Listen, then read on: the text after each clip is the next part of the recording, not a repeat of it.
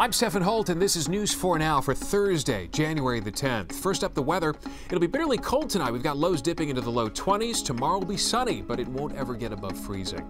Now to the news and some new information about a New Jersey high school wrestler who was forced to cut off his dreadlocks before a match. You probably remember this video of Buena High School student Andrew Johnson. He had to lose the dreads or forfeit a match in late December. Today, his lawyers released these photos. They say they prove his hair was in compliance with wrestling rules and didn't need to be cut. They also say that refs are still giving the teen grief over his hair. Yesterday's match was canceled after a debate over whether Johnson could wear a head covering. Also in New Jersey, police say a man fought off an unwanted visitor at his home by using the intruder's own gun. It happened Wednesday in Bound Brook. Police say Terrence Kalange went to a home along Farm Lane armed with a semi-automatic handgun. They say he then got into a scuffle with a man who lives there. The resident was able to get a hold of the gun. He then shot and killed the 29-year-old. Neighbors are stunned. Well, you know, it's kind of crazy because, like I said, a lot of state troopers live around here.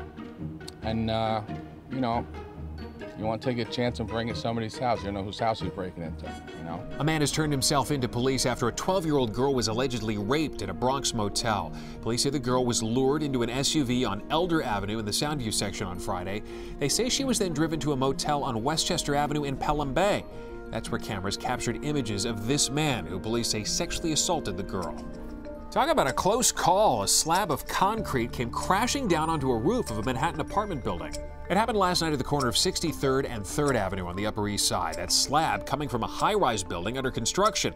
A stop work order has now been issued. One tenant, who didn't want to give us his name, said he didn't know what to make of it at first. Crazy loud noise, loud explosion. Grabbed my girlfriend, ran down the stairs, and then told the people to get out as we were getting down.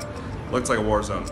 And finally, if you're planning on watching the Tappan Zee Bridge come down this weekend, well, you're going to have to make some other plans. The governor's office called off Saturday morning's demolition because of high winds in the forecast. That news will likely disappoint owners of restaurants with views of the bridge, which had planned parties for the occasion.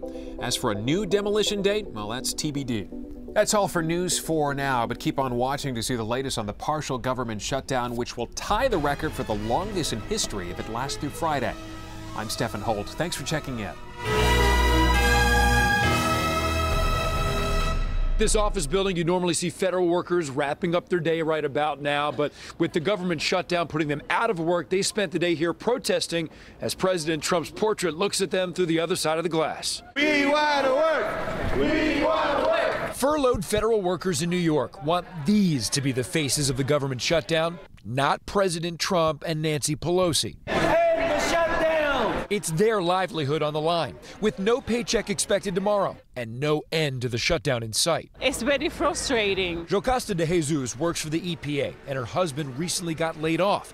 So now they have no income as they raise 2 children in Jersey City. What's your plan to take care of your family? I mean, right now we're trying to, spend only on food and whatever bills we can pay. You probably have to explain, right? They see there's a difference. I told Mommy it's in a shutdown, so I have to explain them what the shutdown was. Jocasta was watching when President Trump was asked about the 800,000 federal workers like her who aren't getting paid. I'm sure that the people that are on the receiving end will make adjustment. They always do. I don't understand what kind of adjustment he's referring to.